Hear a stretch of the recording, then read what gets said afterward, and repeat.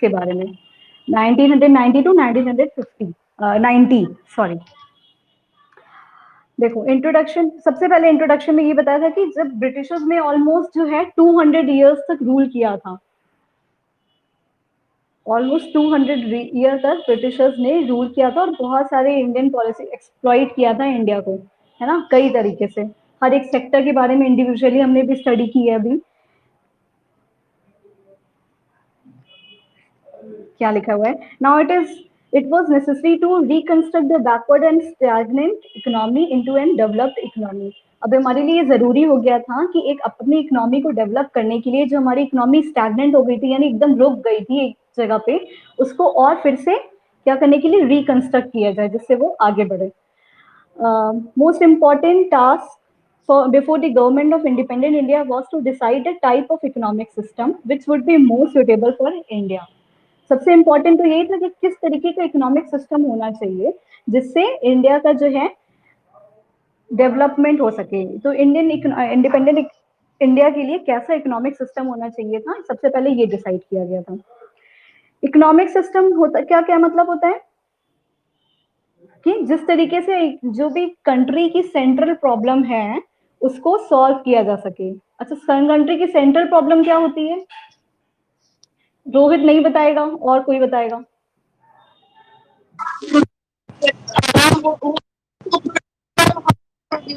और हाँ, कंट्री की सेंट्रल प्रॉब्लम ये होती है तीनों ना, what to produce, how to produce and for whom to produce. ठीक है, तो ये डिसाइड करना था। सेंट्रल प्रॉब्लम नीचे लिखी हुई है। अच्छा, central problem of an economy, the three major central problems of an economy was what to produce, how to produce and for whom to produce। इसको हम नहीं पढ़ाने वाले हैं, आगे बढ़ते हैं। ठीक है, इसको बताना है सेंट्रल प्रॉब्लम। no, किसी को प्रॉब्लम डाउट है तो बताया जाए फिर से।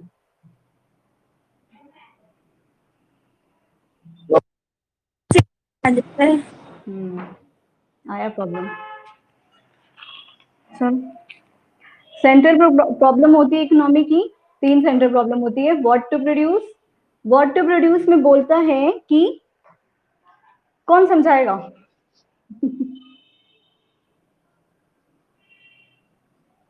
कौन बताएगा? सौम्या? चलो रोहित तुम ही बताओ।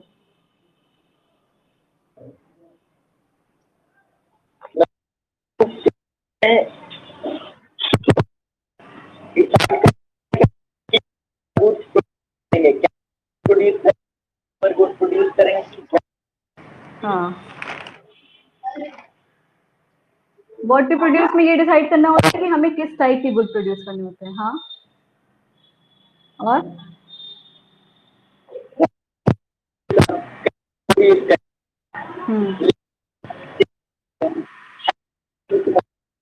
कौन सी टेक्निक यूज करेंगे, लेबर इंटेंसिव होगी या मशीन होगी, मशीन इंसेंटिव होगी।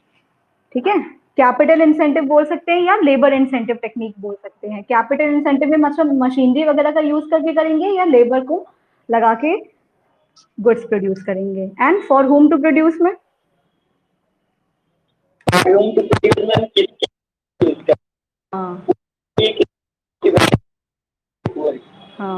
it involves the selection of category of people who will ultimately consume the good। जब हमें अपने लोगों की कैटेगरी डिसाइड करनी होगी कि किन लोगों के लिए कौन हमारे प्रोड्यूसर अल्टीमेट कंज्यूमर्स बनेंगे, वो होता है फॉर होम टू प्रोड्यूस। ये तो होती है थर्ड प्रॉब्लम। ठीक है, फिर टाइप्स ऑफ इकोनॉमिक सिस्टम की बात अगर की जाए तो इकोनॉमिक सिस्टम में ये भी डिसाइड करना था कि कौन सी इकोनॉमी होनी चाहिए, है ना। तो तीन तरह की इकोनॉमी होती है हमें, एक होती है कैपिटलिस्ट इकोनॉमी, सेकंड होती है socialist economy and third is, इन दोनों का कॉम्बिनेशन, इन दोनों को मिला के बनता है मिक्स्ड इकोनॉमी।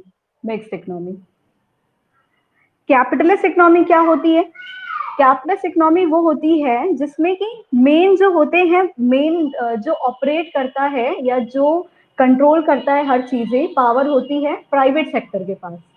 कैपिटलिस्ट इकोनॉमी ऐसी इकोनॉमी होती है जिसमें मेन पावर होता है किसके पास, प्राइवेट सेक्टर के पास, है ना। और प्राइवेट सेक्टर जो है इस कैपिटलिस्ट इकोनॉमी में जब काम करता है तो उसका मोटिव होता है प्रॉफिट अर्न करना। प्रॉफिट अर्निंग के मोटिव से कैपिटलिस्ट इकोनॉमी में प्राइवेट सेक्टर जो है काम करती है। तो अगर हम इसकी डेफिनेशन देखेंगे कि a capitalist economy is the one in which the means of production are, जो मीन्स ऑफ प्रोडक्शन है, जितनी भी एक्टिविटी होती है, जो भी रिसोर्सेज के कंट्रोल है और ओनरशिप है, ये सारी चीजें कंट्री की जितनी भी चीजें होंगी, रिसोर्सेज होंगे, वो owned, controlled and operated by the private sector होगी। कौन सी इकोनॉमी में, कैपिटलिस्ट इकोनॉमी में।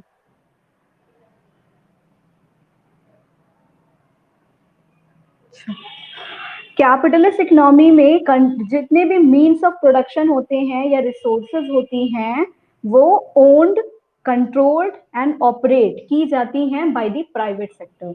मतलब वो होती भी प्राइवेट सेक्टर की हैं, ओनर होते हैं उसके, उसको पूरी तरीके से कंट्रोल भी करते हैं और उसको ऑपरेट भी करते हैं, मतलब उसको आगे चलाते भी हैं। कौन, प्राइवेट सेक्टर। ठीक है। कैपिटलिस्ट इकोनॉमी में व्हाट टू प्रोड्यूस की प्रॉब्लम कैसे सॉल्व होगी कि only those goods are produce that can be, इसमें व्हाट टू प्रोड्यूस में ये ऐसे डिसाइड होता है कि सिर्फ वही गुड्स को प्रोड्यूस किया जाता है जो कि बेचा जाएगा प्रॉफिट के बेसिस पे, आइदर इन द डोमेस्टिक और इन द फॉरेन मार्केट।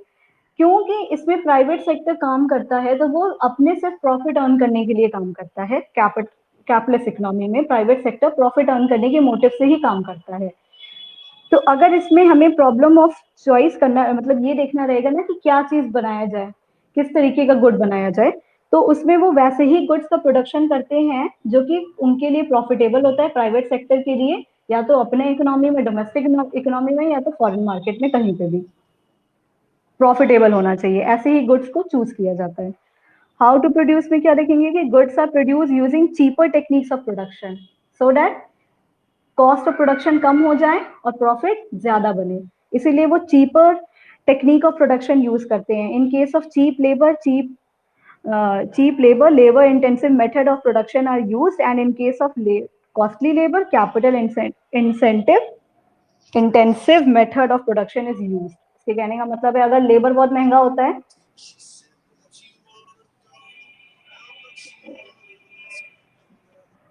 अगर लेबर बहुत महंगा होता है तो कैपिटल इंटेंसिव टेक्निक यूज की जाती है, और अगर कैपिटल कॉस्टली पड़ता है तो लेबर इंटेंसिव टेक्निक यूज की जाती है, सो दैट उनका कॉस्ट ऑफ प्रोडक्शन जो है बच सके और प्रॉफिट ज्यादा कमा सके। For whom to produce, goods are distributed among people not on the basis of their needs but on the basis of their income on purchasing power।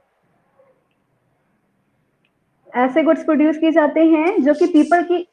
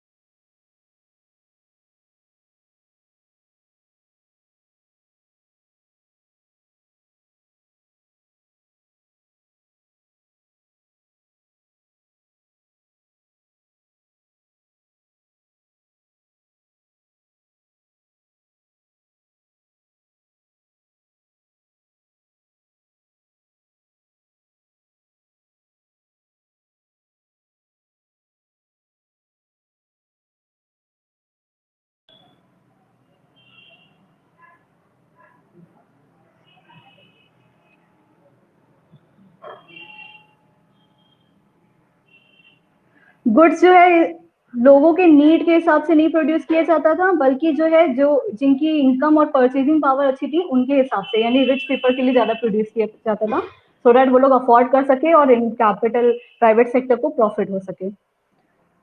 Socialist economy की अगर बात की जाए तो कैपिटलिस्ट इकोनॉमी में प्राइवेट सेक्टर जो है role play करते थे, बट सोशलिस्ट इकोनॉमी में जो गुड्स होते हैं वो जो मीन्स ऑफ प्रोडक्शन होते हैं वो owned, control and operated by the government होती है ना। मेन ओनरशिप किसके पास होता है? सारे रिसोर्सेज का इकोनॉमी के गवर्नमेंट के पास होता है। तो ऐसी इकोनॉमी जहां पे means of production are owned, control and operated by, definition लिखने के लिए एग्जैक्टली यही डेफिनेशन लिखना, अपने आप से कुछ भी ऐड करने की जरूरत नहीं है, क्योंकि ये पूरी पूरी डेफिनेशन है, एकदम शॉर्ट में, छोटे में ही सारी चीजें इसमें समझा दी गई है। तो ऐसी इकोनॉमी जहां पे means of production are own, controlled and operated by the government, वो होता है क्या? Socialist economy. जब सोशलिस्ट इकोनॉमी यानी गवर्नमेंट काम करेगी तो according to the need of society काम करती है। गवर्नमेंट का मेन मोटिव होता है क्या करना? सोशल वेलफेयर करना। जैसे प्राइवेट सेक्टर का मेन मोटिव होता था कि to earn profit, but government sector का मेन मोटिव होता है welfare of the society, society की वेलफेयर के लिए काम करना। तो व्हाट टू प्रोड्यूस में उनका क्या होगा? वो डिसाइड करेंगे कि किससे जो है सोसाइटी की नीड फुलफिल हो सके, उन चीजों को प्रोड्यूस किया जाएगा। कैसे प्रोड्यूस किया जाएगा? जिसमें जो है, जिससे गुड्स और ज्यादा बेटर क्वालिटी का और अच्छा प्रोड्यूस होगा, वो वाली टेक्निक यूज की जाएगी, वो डिसाइड किया जाता है। और होम टू प्रोड्यूस में किसके लिए? Distribution under socialism is suppose to be based on what people need and not on what they can afford और purchase.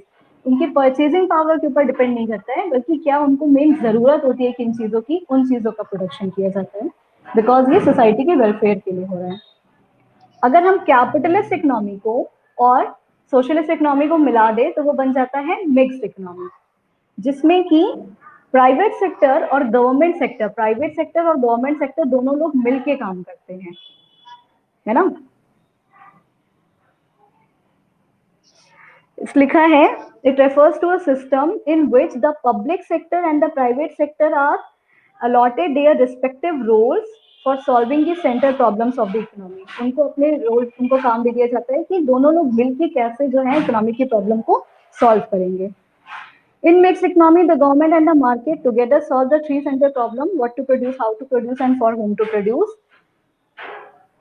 Private sector provide whatever goods and services it can produce well, and the government sector provides essential goods and services which the market fails to do। जो private sector के market नहीं दे पाते हैं essential goods, वो government sector देती है, और private sector वो चीजें प्रोड्यूस करती है जो वो गुड्स एंड सर्विसेज जो वो अच्छी दे सकती है, उन चीजों को करती है।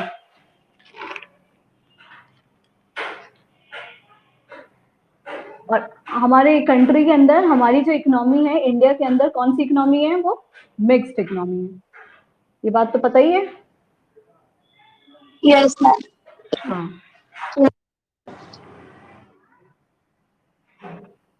तो India adopted the mixed economy. क्या लिखा है? 1947 से 60, जवाहरलाल नेहरू जो थे कंफ्यूज थे इंडिपेंडेंट के बाद कि कौन सी इकोनॉमी चूज की जाए। कुछ लीडर्स जो थे वो सोशलिस्ट इकोनॉमी के फेवर में थे, लेकिन इंडिया जो डेमोक्रेटिक कंट्री थी, पूरा जो है पूरा कंट्रोल हम लोग अपने इकोनॉमी का प्राइवेट जो सेक्टर के पास नहीं दे सकते थे, ये पॉसिबल नहीं था।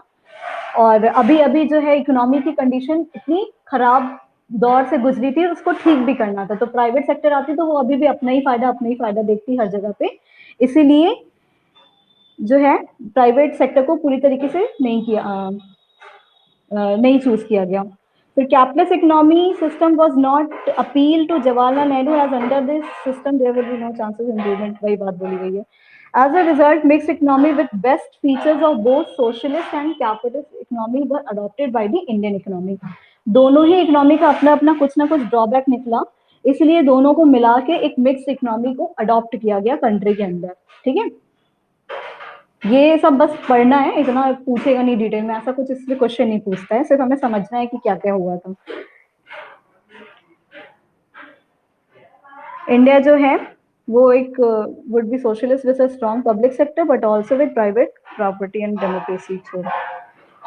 उसके बाद पढ़ते हैं ना इकोनॉमिक प्लानिंग के बारे में, और ये बहुत लेंदी टॉपिक है तो नहीं शुरू करेंगे आज, क्योंकि आज तुम्हारी क्लास में सिर्फ एक ही क्लास है, सेकेंड पीरियड नहीं है। प्लानिंग क्या होती है पता है किसी को? प्लानिंग करने का मतलब बिजनेस स्टडीज में प्लानिंग पढ़ चुके हैं, ये भी बाकी है, हो गया है। अच्छा, बिजनेस स्टडीज में नहीं भी पढ़े हैं तो ऐसे जनरल लाइफ में पता है ना प्लानिंग क्या होती है, प्लानिंग से क्या मतलब है? हम्म,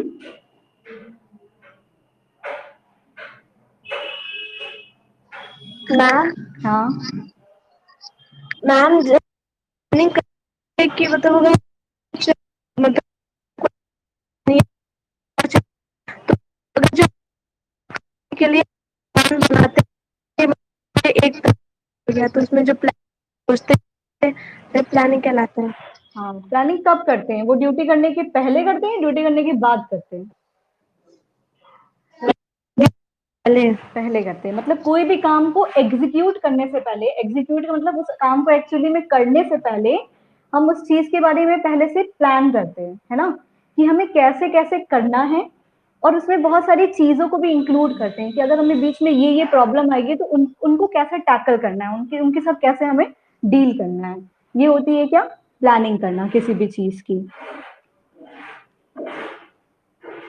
जब इंडियन ने मिक्स्ड इकोनॉमी को अडॉप्ट किया था ना, तो सबसे पहले नेक्स्ट स्टेप गवर्नमेंट ने ये लिया था कि कैसे अपने पुअर, बैकवर्ड और स्टैग्नेंट इकोनॉमी को, जो ब्रिटिश रूल से हमें मिली थी, उसको हम कैसे सुधारें, उसका कैसे और इम्प्रूवमेंट किया जाए, उसको कैसे आगे बढ़ाया जाए। तो सबसे पहले ये जो है डिसाइड किया गया था। ठीक है, उसको ये कैसे किया जाएगा, किसी भी चीज को उसके बुरे कंडीशन से फिर ठीक कंडीशन में उसको डेवलप करने के लिए, इम्प्रूव करने के लिए एक प्रॉपर प्लान बनाने की जरूरत पड़ेगी, प्लानिंग करने की जरूरत थी। तो वही था क्या? Economic planning. इसके ऊपर 3 मार्क्स से क्वेश्चन आते हैं और इंडिविजुअली भी बहुत सारे क्वेश्चन आते हैं, तो ये हम लोग जब पढ़ते रहेंगे तो आगे देखेंगे कि क्या क्या है ना। तो इकोनॉमिक प्लानिंग यहाँ से स्टार्ट हुआ कि अपनी कंट्री को जो है रिवाइव करने के लिए और ठीक करने के लिए गवर्नमेंट ने इकोनॉमिक प्लानिंग स्टार्ट की। For the development of Indian economy it was necessary for the government to plan for the economy known as economic planning. Economic planning की डेफिनेशन है, क्लास का लिंक आ गया, बहुत जल्दी आ गया। चलो फिर नेक्स्ट क्लास में करेंगे। Thank you ma'am.